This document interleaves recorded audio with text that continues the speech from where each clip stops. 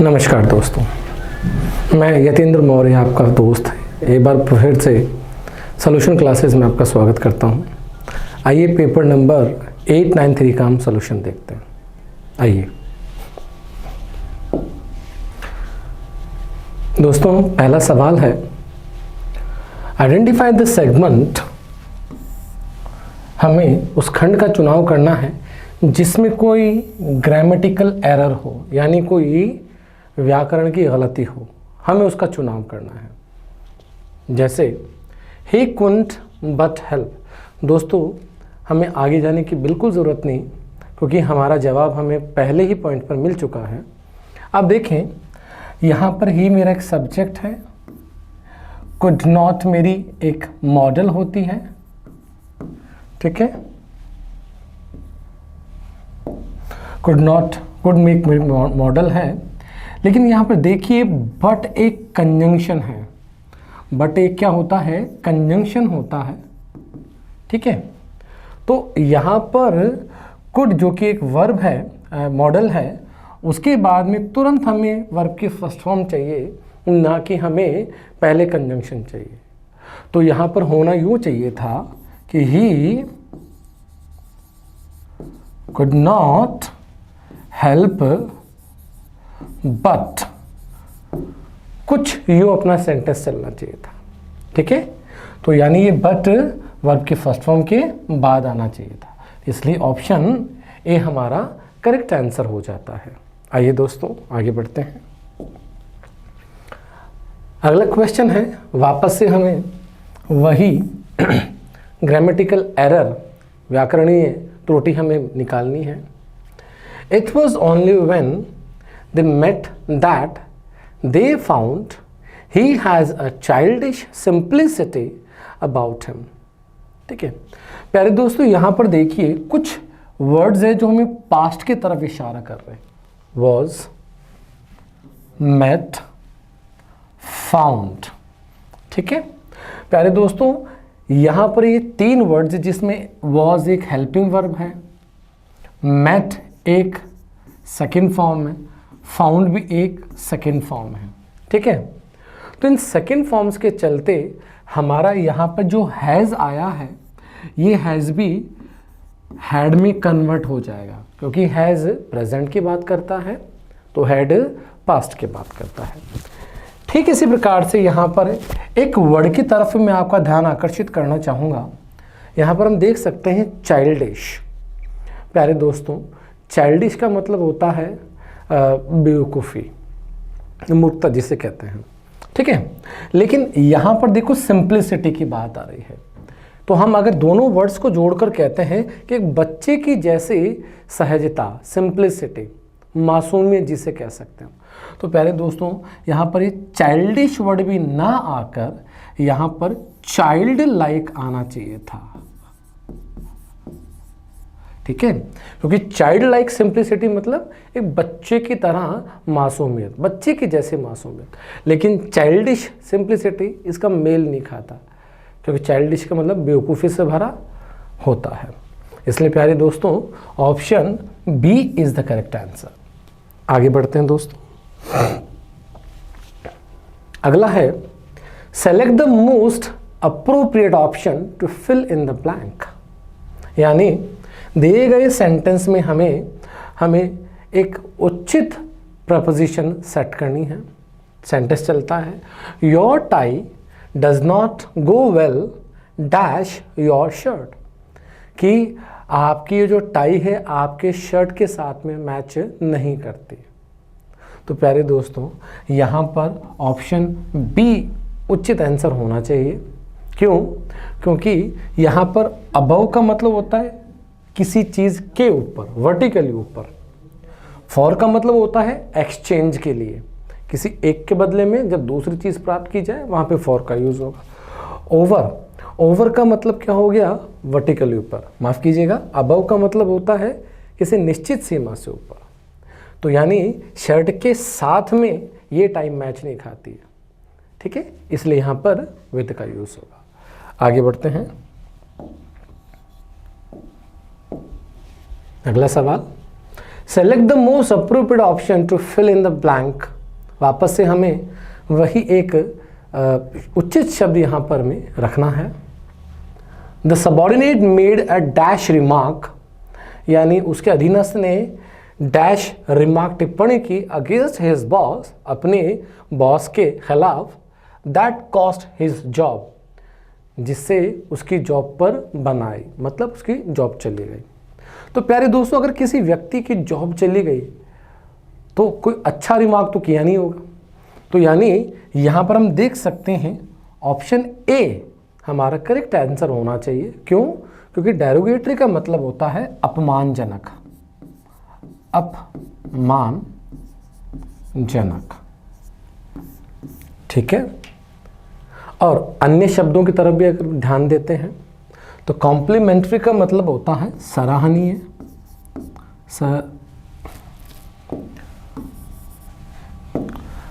सराहनीय या प्रशंसनीय, प्रशंसनीय। इसी प्रकार से प्यारे दोस्तों, ऑब्लिक नाम के वर्ड से आप सभी वाकिफ होंगे, जो एक तिरछी रेखा यूं लगाई जाती है। ठीक है। तो इस तिरछी रेखा को ही ऑब्लिक कहा जाता है, तिरछी रेखा। ठीक है।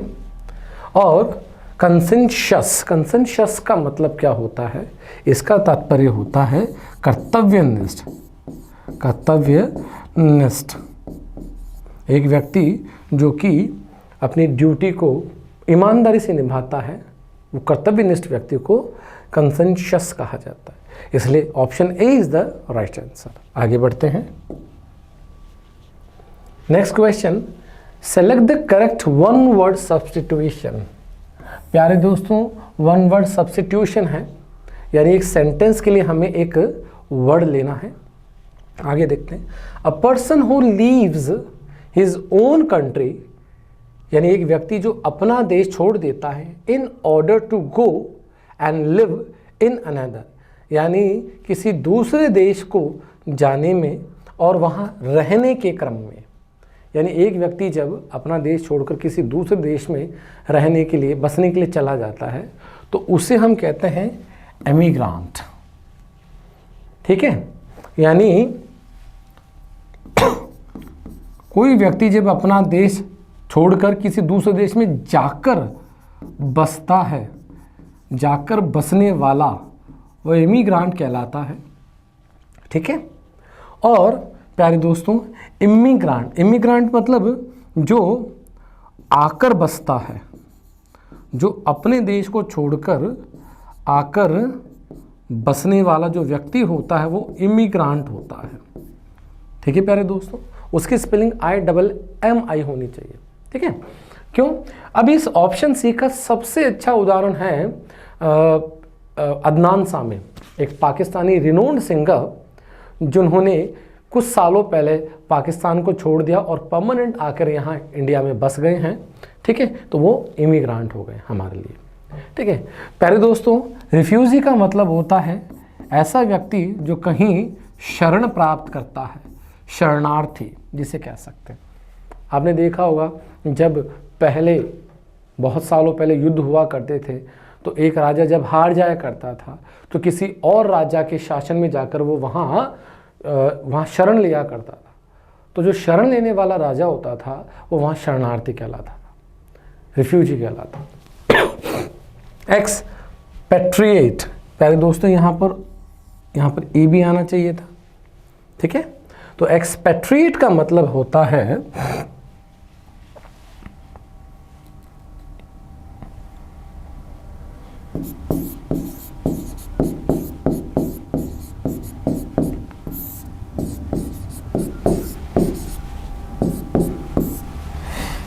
निर्वासित व्यक्ति, ऐसा व्यक्ति जिसको बैनिश कर दिया गया है, एक्सपेल कर दिया गया है, उसी व्यक्ति को एक्सपैट्रिएट कहा जाता है।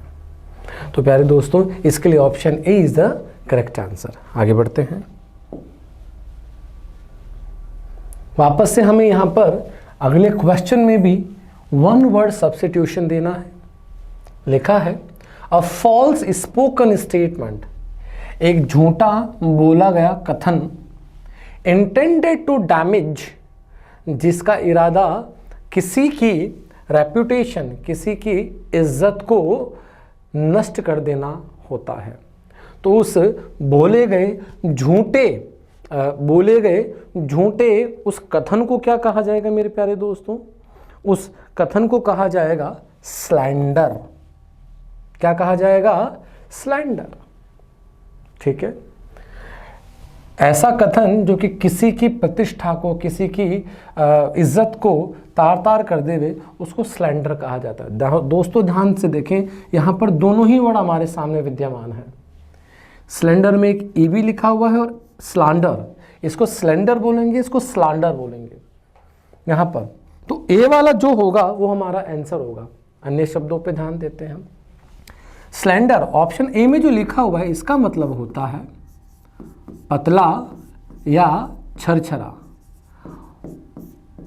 होता ना एकदम स्लिम ट्रिम आदमी, है ना, स्लिम ट्रिम, उसको स्लेंडर कहते हैं।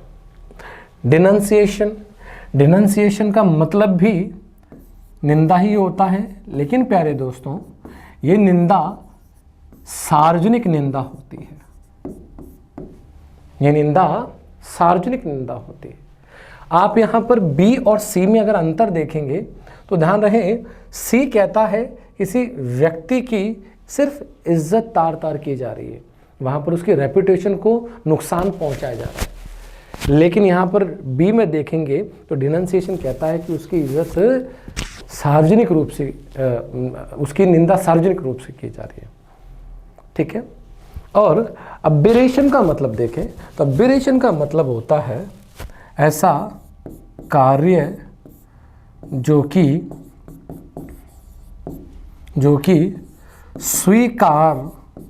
स्वीकार्य ना हो।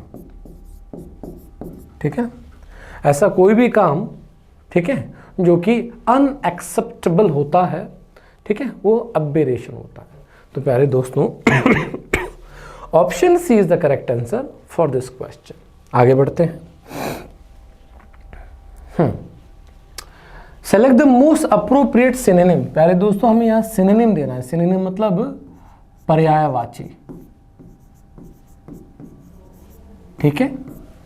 देखते हैं। विली। प्यारे दोस्तों विली का मतलब होता है चालाक आदमी। विली का मतलब होता है चालाक आदमी। तो चालाक का सिनोनिम सीधा सीधा हमारे सामने है सी, क्योंकि जो कनिंग होता है, जो धूर्त होता है, वो भी तो चालाक ही होता है। तो कनिंग का मतलब क्या हो गया? धूर्त, चालाक। ठीक है। अन्य शब्दों की ओर ध्यान देवें तो अन्य शब्दों में पहला जो शब्द लिखा हुआ है दैट इज सेंटेंशियस। सेंटेंशियस का मतलब होता है उपदेशात्मक। इसको कुछ इस तरह से याद करें कि जो सेंटेंस बना बना के बात करता है वो आदमी उपदेश देता है। सेंटेंशियस, उपदेशात्मक। और स्ट्यूपिड, हम इस शब्द से हमारे लिए कोई नया नहीं है। स्ट्यूपिड मतलब मूर्ख, नासमझ। और अपोप्लेटिक, अपोप्लेटिक मतलब भयंकर गुस्से वाला, भयंकर गुस्से वाला, भयंकर गुस्से वाले व्यक्ति को अपोप्लेटिक कहते हैं। प्यारे दोस्तों इसका एक अन्य अर्थ भी होता है, और वो क्या होता है? मिर्गी से संबंधित। मिर्गी के दौरे पड़ते हैं, मिर्गी से संबंधित, वो भी अपोप्लेटिक ही होता है। हम कह सकते हैं कि इस व्यक्ति को अपोप्लेटिक फिट्स आते हैं। फिट्स मतलब दौरे। इस व्यक्ति को मिर्गी से संबंधित दौरे पड़ते हैं। तो प्यारे दोस्तों option C is the correct answer for this word willy. आगे बढ़ते हैं। Select the most appropriate synonym. प्यारे दोस्तों वापस से हमें यहाँ सिनोनिम ही देना है, पर्यायवाची। ठीक है। हमारे सामने वर्ड है विंडिक्टिव। विंडिक्टिव का मतलब होता है प्रतिशोधात्मक।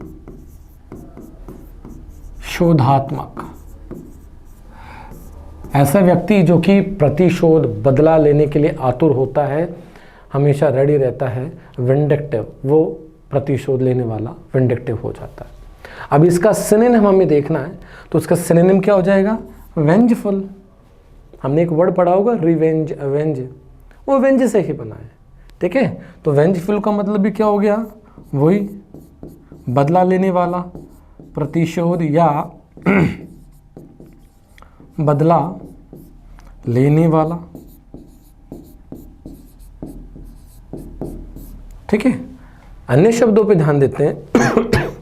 इमेजिनेटिव यानी कल्पनाशील,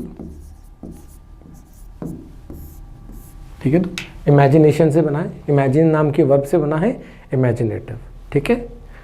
फॉरगिविंग, फॉरगिविंग मतलब फॉरगिव करने वाला, फॉरगिव यानी क्षमा करना। फॉरगिव नाम के वर्ब से एक शब्द बना है फॉरगिविंग, यानी क्षमाशील, क्षमा कर देने वाला। और अग्रेसिव, अग्रेसिव का मतलब भी वही होता है जो विंडिक्टिव का मतलब होता है, यानी आक्रामक, ठीक है ना। आक्रामक जो हमेशा गुस्से में रहता है उसको अग्रेसिव कहते हैं। तो प्यारे दोस्तों, option C is the correct answer for this word. बढ़ते हैं आगे।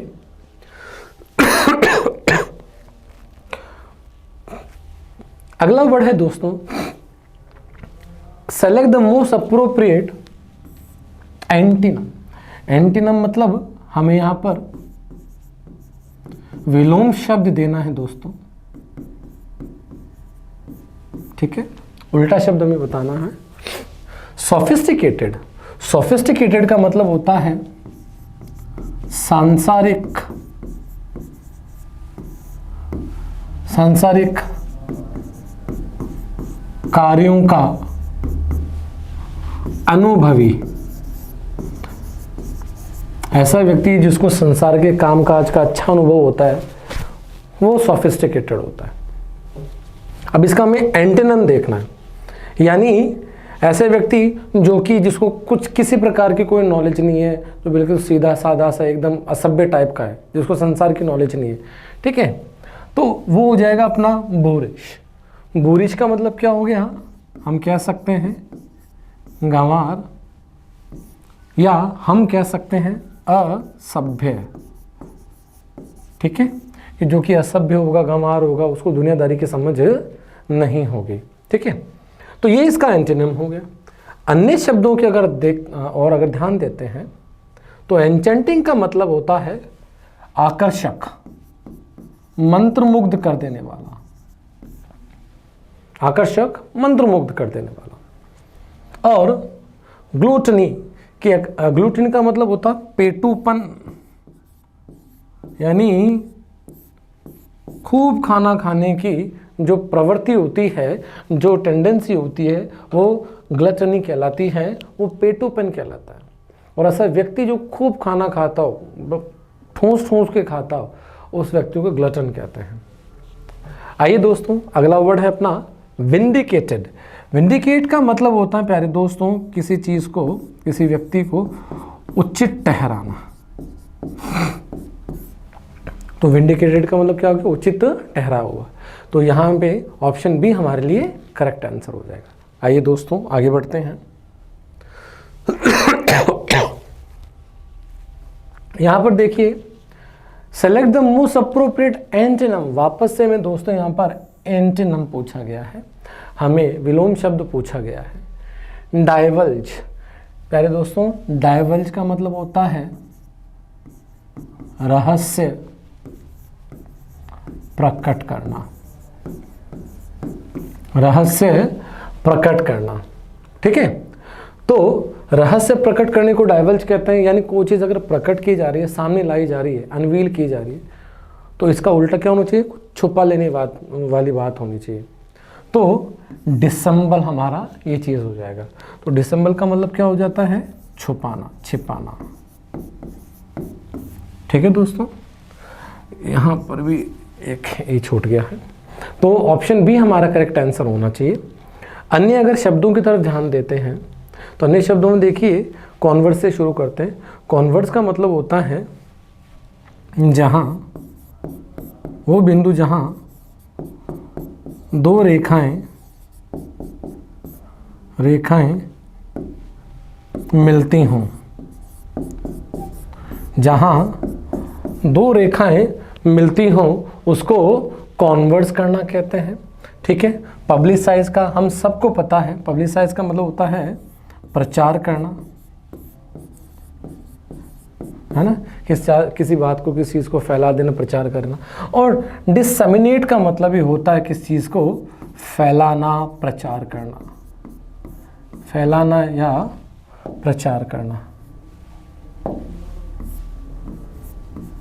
ठीक है, तो प्यारे दोस्तों ऑप्शन ए और सी कहीं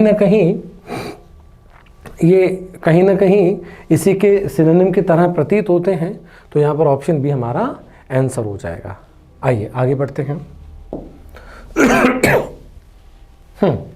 select the correctly spelt word as your answer. हमें अब करेक्टली स्पेल्ट वर्ड देखना, यानी ऐसा शब्द जो कि सही लिखा हुआ है। ठीक है जवानों, आइए तो हम देख सकते हैं फुलफिलमेंट हमारे पास में है, तो ऑप्शन सी हो जाएगा। बड़ा सिंपल सा है, क्यों? क्योंकि देखिए यहाँ पर दोनों तरफ ही सिंगल एल आएगा, और यहाँ देखिए यहाँ पर डबल एल आ गया, यहाँ पर डबल एल और सिंगल एल, यहाँ पर डबल एम आ गया, तो option C is the correct answer.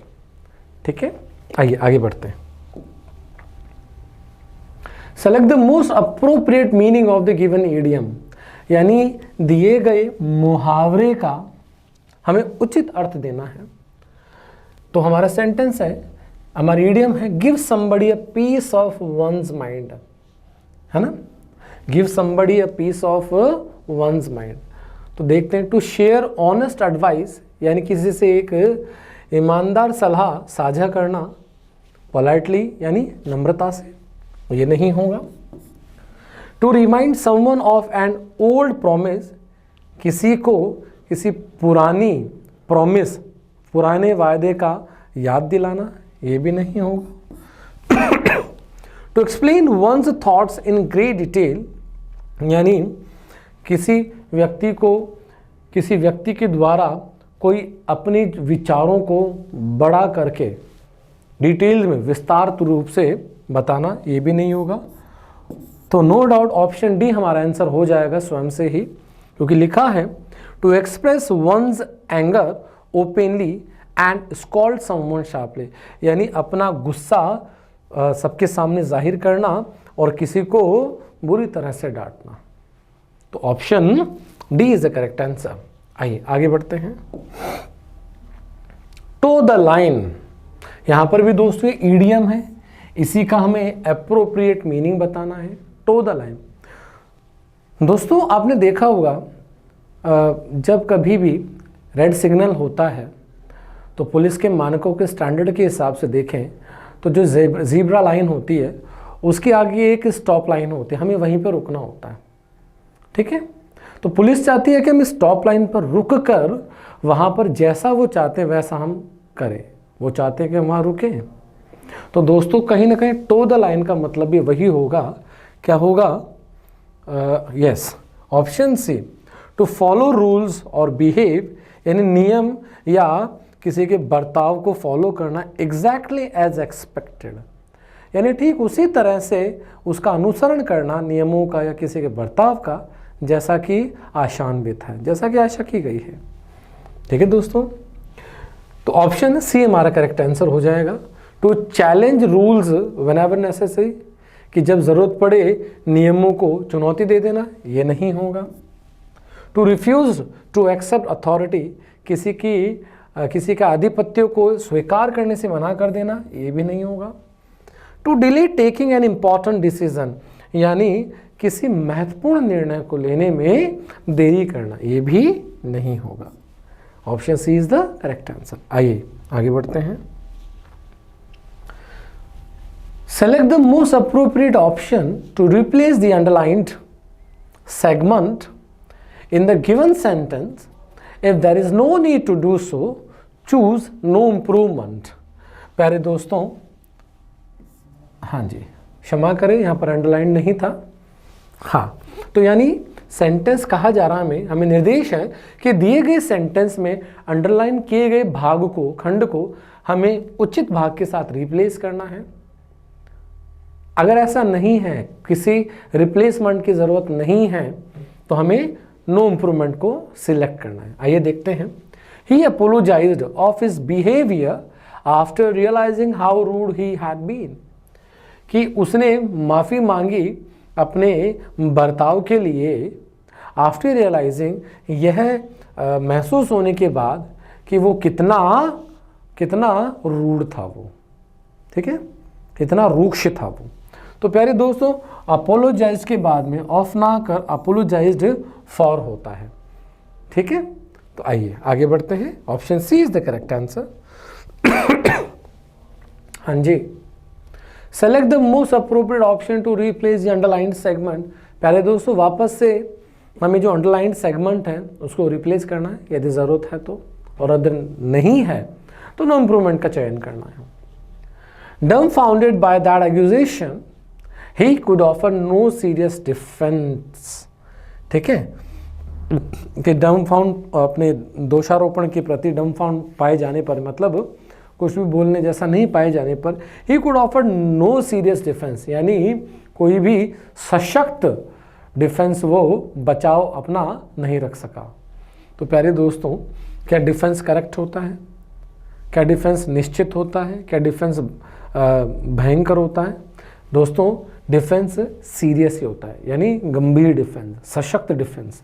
तो ऑप्शन डी हमारा आंसर होना चाहिए। दोस्तों, अगले सवाल की ओर बढ़ते हैं। अगला सवाल है दोस्तों, हमें यहाँ एक्टिव पैसिव पहचानना है। पहले देखते हैं कि हमारा सेंटेंस एक्टिव में है या पैसिव में है। I have always endorsed your decision. तो प्यारे दोस्तों, यहाँ पर सब्जेक्ट आई के द्वारा काम किया जा रहा है, मतलब सेंटेंस हमारा एक्टिव में है। हमें इसका पैसिव बनाना है। दोस्तों, आई मेरा सब्जेक्ट हो गया, हैव मेरी हेल्पिंग वर्ब हो गई, ठीक है, और एंडोर्स मेरी वर्ब की थर्ड फॉर्म हो गई, और योर डिसीजन मेरा ऑब्जेक्ट हो गया, ठीक है।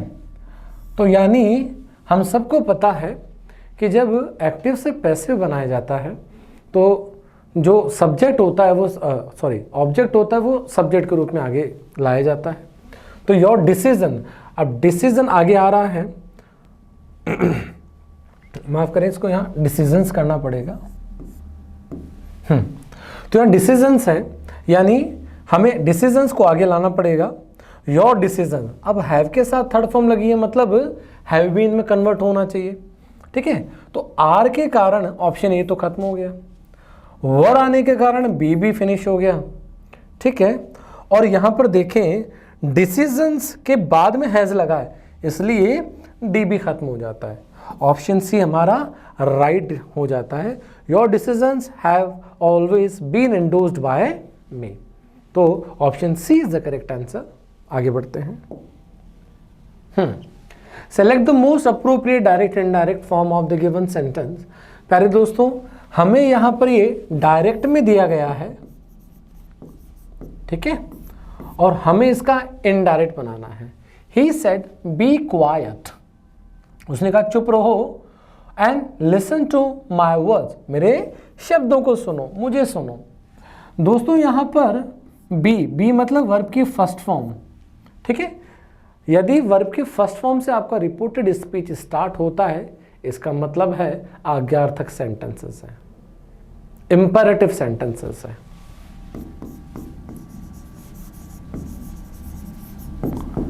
इंपेरेटिव सेंटेंसेस, तो इसका मतलब है हमारा जो कनेक्टर होना चाहिए, कंजक्शन होना चाहिए, दोनों मतलब रिपोर्टिंग वर्ब और रिपोर्टेड स्पीच को जोड़ने वाला, वो दैट नहीं होगा, इफ वेदर नहीं होगा, WH वर्ड नहीं होगा, टू होना चाहिए। आइए तो देखते हैं, यहां पर देखिए सी और डी में शुड का यूज हुआ है, ठीक है, तो ये नहीं होगा, राइट।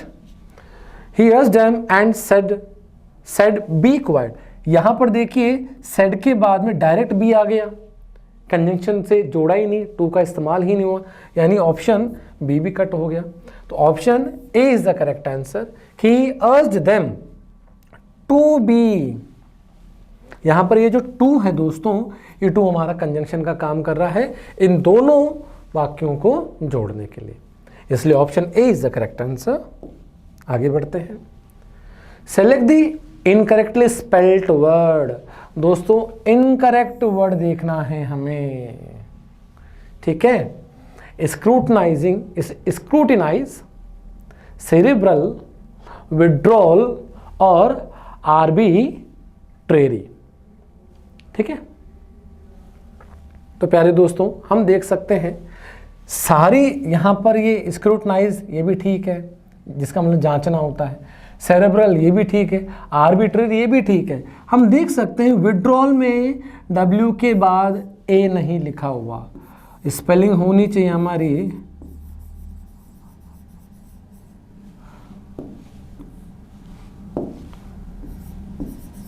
विड्रॉल, यानी यहां पे W के बाद में A का इस्तेमाल भी होना चाहिए, ठीक है दोस्तों। आइए आगे बढ़ते हैं, इसलिए option C is the correct answer. Given below are 4 jumbled sentences. Pick the option that gives the correct order. दोस्तों हमें यहाँ पर 4 सेंटेंस दिए गए हैं जिनका क्रम निश्चित नहीं है, हमें इन्हें करेक्ट ऑर्डर में लेके जाना है, करेक्ट क्रम में लेके जाना। आइए, वैक्सीनेशन प्रोटेक्ट्स कम्युनिटीज, यानी टीकाकरण समाजों को बचाता है। By reducing the spread of many preventable diseases, यानी प्रिवेंटेबल मतलब रोकी जा सकने वाली बीमारियों के फैलाव को कम करके। Only when immunisation rates fall do outbreaks become difficult to control, कि जब प्रतिरक्षण मतलब टीकाकरण कह सकते हैं हम, कि जब प्रतिरक्षण की दर कम हो जाती है तब outbreaks become difficult to control, यानी बीमारी का जो फैलाव हो उसको नियंत्रित करना मुश्किल हो जाता है। Public awareness campaigns highlight it, कि जन जागरूकता अभियान इसे हाईलाइट करते से उजागर करते हैं एज अ वाइटल टूल, किस रूप में बताते हैं, उजागर करते हैं एक महत्वपूर्ण टूल की तरह, फॉर सेफ गार्डिंग हेल्थ, यानी स्वास्थ्य को सेफ गार्ड करने के लिए, स्वास्थ्य को बचाने के लिए, स्वास्थ्य को ठीक रखने के लिए। इट ऑल्सो स्ट्रेंथन्स, यानी यह सशक्त करता है कलेक्टिव इम्यूनिटी, इम्यूनिटी मतलब रोग प्रतिरोधक क्षमता को, ठीक है। Specially for vulnerable groups in society, खासतौर पर ये जो सशक्तिकरण का काम करता है ये किस में करता है, समाज के वल्नरेबल ग्रुप्स में। वल्नरेबल मतलब नाजुक जो ग्रुप्स समूह है उनमें।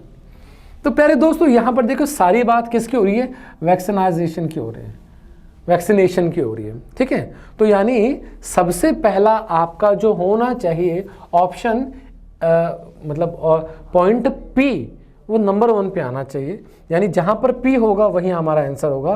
तो पी ऑप्शन सी पर आ रहा है, इसलिए C is the correct option for us, ठीक है। आगे बढ़ते हैं दोस्तों, वापस यहां पर जम्बल्ड सेंटेंसेस है, करेक्ट ऑर्डर हमें देना है।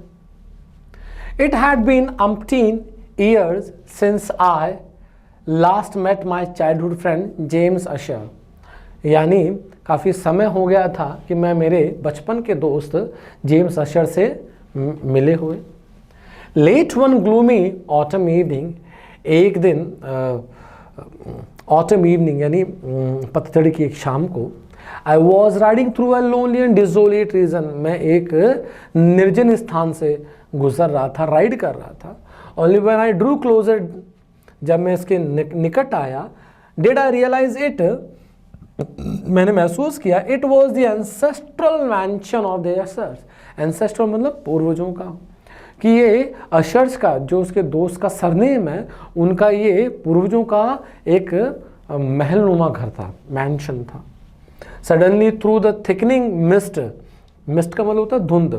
दोस्तों फॉग और मिस्ट में इतना सा अंतर होता है, धुंध मिस्ट हल्की होती है और फॉग गहरा होता है, ज़्यादा होता है, थिक होता है। तो सडनली अचानक से थ्रू द थिकनिंग मिस्ट, यानी उस धुंध में से a sombre looking house appeared in the distance, यानी दूरी पर मुझे एक बढ़िया सा दिखने वाला घर दिखा। आइए दोस्तों बात करते हैं। देखिए यहाँ पर आप देख सकते हैं कि सबसे पहले राइडर के गुजरने की बात होगी, ठीक है, यहाँ पर राइडर के गुजरने की बात होगी, यानी सबसे पहला ऑप्शन आपका क्यों होना चाहिए, क्योंकि अपन सबसे पहले उसका इंट्रोडक्शन तो देंगे कि बात किसकी हो रही है। बात हो रही है एक शाम की, जब राइडर एक निर्जन और एकांत स्थान से क्षेत्र से गुजर रहा था। तो यानी क्यू से शुरुआत होनी चाहिए, इसलिए ए और सी तो खत्म हो चुके। अब या तो क्यू पी आएगा या क्यू एस आएगा। गुजर रहा था, it had been umpteen years since I last met my childhood friend James Usher, ठीक है। Suddenly through the thicken mist a sombre looking house appeared in the distance, यानी अब सबसे पहले क्या करेगा, जैसे वो गुजर रहा था तो गुजरते गुजरते उसको एक उस धुंध में से एक महलनुमा घर नजर आएगा, ठीक है। अब जब महलनुमा घर आएगा उसके बाद में पास में तो जाएगा वो, तभी तो उसको रियलाइज होगा, यानी क्यू के बाद में सेकंड नंबर पर ऑप्शन एस आना चाहिए, ठीक है। तो यानी हमारा आंसर हमारे पास आ चुका है QSRP, ठीक है। तो वो कहता है कि मुझे वो घर दिखाई दिया, फिर मैं उसके पास गया तो पता चला वो मेरे दोस्त अशर्स का ही पुराना मकान है, और मुझे समझ में आया कि मुझे मेरे दोस्त से मिले हुए काफ़ी समय हो गया था, इसलिए option D is the correct answer. आइए आगे बढ़ते हैं। अब दोस्तों क्लोज टेस्ट हमारे सामने है। The climate question dash a leapfrog era. पहले दोस्तों लीप फ्रॉग का मतलब होता है, यानी वैसे देखा जाए तो चरणबद्ध तरीके से आगे बढ़ना होता है, पहले फर्स्ट स्टेप, फिर सेकंड, फिर थर्ड, फिर फोर्थ। लेकिन लीप फ्रॉग का मतलब होता है, लीप का मतलब होता है छलांग लगाना, फ्रॉग का मतलब जो मेंढक होता है, आपने देखा होगा मेंढक कैसे छलांग लगाता है, एक यहाँ पर तो उचक्कर आगे आ जाएगा फिर। तो इसी प्रकार से चरण छोड़कर आगे बढ़ा जाए, चरण छोड़कर जो आगे बढ़ा जाए उसको लीप फ्रॉग कहते हैं, और उस समय को लीप फ्रॉग एरा कहते हैं। तो climate question dash a leapfrog era for India's development paradigm, ठीक है दोस्तों। यहां पर पैराडाइम का मतलब क्या हो गया, एक आदर्श नमूना, आदर्श नमूना, ठीक है। तो दोस्तों यहां पर देखिए क्वेश्चन यानी एक सिंगुलर नाउन है, सिंगुलर नाउन है तो यहां पर ऑप्शन सी आना चाहिए। क्यों? क्योंकि फर्स्ट फॉर्म में एस और ईएस लगेगा। क्यों? क्योंकि जब सब्जेक्ट आपका सिंगुलर नाउन हो, फर्स्ट फॉर्म हो, तो एस और ईएस लगता है, तो ऑप्शन सी इसका आंसर होगा। आगे बढ़ते हैं। Already the country has choked out and dash policy on renewable energy, ठीक है, यानी नवीकरणीय ऊर्जा पर देश ने पहले से ही एक नीति का निर्माण कर लिया है, चॉकआउट बना लिया है। तो दोस्तों पॉलिसी देखिए यहां पर एक नाउन है, ठीक है, यानी अब इसके पहले वाला जो वर्ड इन चार में से आने वाला है वो क्या होना चाहिए, वो एक एडजेक्टिव होना चाहिए। तो क्या होगा, एम्बिशन पॉलिसी, नाउन का नाउन नहीं होगा, एम्बिशियसली ये एडवर्ब बन जाता है, एम्बिशन लेस ये भी एक एडवर्ब ही बनता है, लेकिन हमें यहाँ पे क्या लगाना पड़ेगा, एम्बिशियस, महत्वाकांक्षी, यानी देश ने एक रिन्यूएबल एनर्जी पर एक महत्वाकांक्षी एक परियोजना नीति बना ली है। आगे बढ़ते हैं। Hoping to generate a massive 175 gigawatts of power, यानी 175 गीगावाट की एक बहुत बड़ी है ना पावर का उत्पत्ति करते हुए, डैश ग्रीन सोर्सेज, यानी हरित माध्यमों से 2027 तक। तो कहां से होगा ये, हरित माध्यमों से होगा। तो जब किसी चीज की उत्पत्ति हम दर्शाएंगे, स्टार्टिंग पॉइंट बताएंगे, तो वहां पे फ्रॉम का यूज होता है, तो फ्रॉम ग्रीन सोर्सेज, ठीक है, तो ऑप्शन ए। आगे बढ़ते हैं। This has to be dash pursued, ठीक है। अब दोस्तों this has to be dash pursued, ठीक है। अब यहाँ पर ये वर्ब आ रही है, ठीक है। अब अगर ये वर्ब है तो वर्ब के बारे में कौन बतलाता है, वर्ब को मॉडिफाई कौन करता है, वर्ब को मॉडिफाई करता है एडवर्ब, ठीक है। तो यहाँ पर ऑप्शन ये आना चाहिए, ऑप्शन डी आना चाहिए, ठीक है। तो this has to be resolutely pursued, resolutely मतलब दृढ़तापूर्वक, मैं लिख देता हूं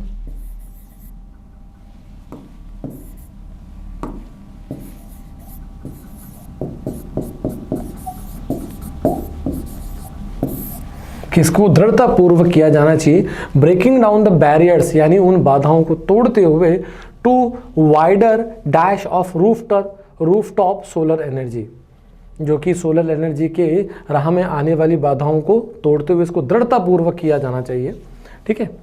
अब देखिए वाइडर एक कंपैरेटिव डिग्री है, वाइडर एक कंपैरेटिव डिग्री है, किसकी है ये, वाइड की है, वाइड की हो गई वाइडर, ठीक है। यानी अब ध्यान रहे डिग्रियां क्या होती हैं, एडजेक्टिव होती हैं, ठीक है। तो यानी अगर ये एडजेक्टिव तो हमें यहां पर क्या चाहिए, हमें एक नाउन चाहिए, क्योंकि नाउन को मॉडिफिकेशन एडजेक्टिव देता है, राइट। तो यहां पर देखिए वाइडर अडॉप्शन, क्यों, अडॉप्ट एक वर्ब हो जाती है, अडॉप्टिंग आपका ये प्रेजेंट पार्टिसिपल हो जाती है या जेरेंड फॉर्म हो जाती है, अडॉप्टर ये भी एक नाउन हो जाता है। तो यहाँ पर हमें अडॉप्शन की बात करनी पड़ेगी, वाइडर अडॉप्शन यानी रूफटॉप सोलर एनर्जी को हर स्तर पर अडॉप्ट करने के, बड़े पैमाने पर अडॉप्ट करके इस राह में आने वाली बाधाओं को तोड़कर ये काम दृढ़तापूर्वक किया जाना चाहिए, इसलिए option D is a correct answer, ठीक है। तो प्यारे दोस्तों इसी तरह से आज हमारा यहाँ पर पेपर नंबर 893 का सलूशन भी पूरा होता है। आशा करता हूँ आप सबको यहाँ पर ये समझ में आया होगा, और मैं आप सबसे निवेदन करूँगा जितने भी नए शब्द आपके सामने आए इस पेपर के दौरान उन सबको लिखिएगा और अपने जीवन में लाने का प्रयास कीजिएगा, क्योंकि सारा गेम आदत का है। Thank you so much, God bless you.